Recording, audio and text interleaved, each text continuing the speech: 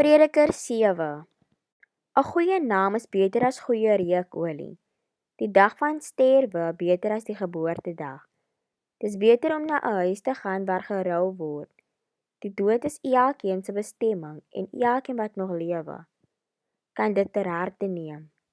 Droefheid is beter as om te lag. 'n Droewige gebeurtenis laat 'n mens dikwels goed nadink. Die gemoed van die wyse voel tuis waar daar gerou word. Die dwaase se gemoed voel tuis waar daar plesier is. Dis beter om ag te slaan op die kritiek van iemand wat wys is, as om te luister na die lied van dwaase mense. Soos die geknetter van doringtakke onder 'n pot, so klink die gelag van 'n dwaas. Dit alles is sinloos. Afpersing maak 'n verstandige 'n dwaas. 'n Omkoopgeskenk vernietig goeie oordeel. 'n Taak wat voltooi is beter as die begin. Geduld is beter as hoogmoed. Moenie gou kwaad word nie. Ergernis hoort by dwaase. Moenie sê, waarom was die ou dae beter as die huidige nie? Dit is nie uit wysheid dat jy daaroor vra nie. Wysheid is net so goed as 'n erfdeel, dit help hulle wat nog die son sien.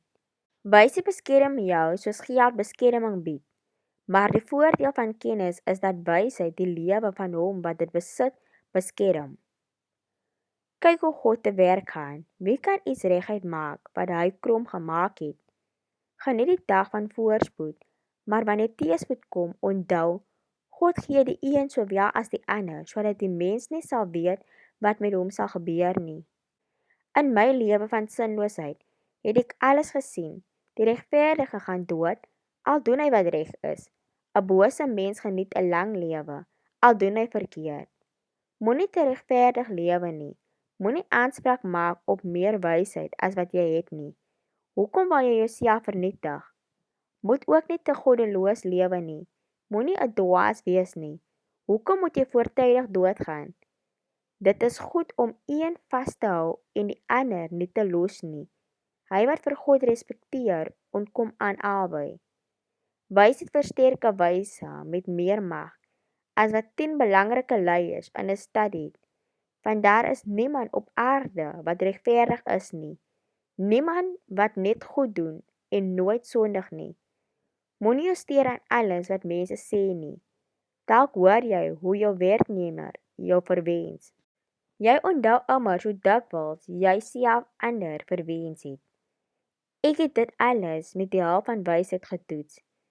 Ek wou regtig wys wees, maar kon dit nie reg kry nie. Wat wysheid ook al is, dit lê buite bereik en baie diep. Wie kan dit vind? Ek het alles moontlik probeer om te wete te kom, na te vors en te ondersoek wat wysheid en insig is en om die dwaasheid van goddeloosheid te verstaan en dwaasheid as malligheid te ken. Wat ek wel gevind het, is dat 'n vrou wat verlei bitterder is as die dood. Haar hart is 'n gevaarlike vangnet, haar hande is boeie. Wie voor God goed is, vermy haar, maar die sondaar word deur haar gevang.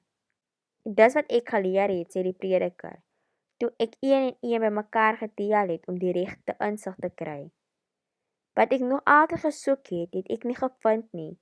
Ek het wel een man uit 1000 gevind, maar so 'n vrou het ek nie onder al die gevind nie. Die een ding wat ek wel gevind het, is dit. God het die mense goed en opreg gemaak, maar hulle het allerlei slimmighede gesoek.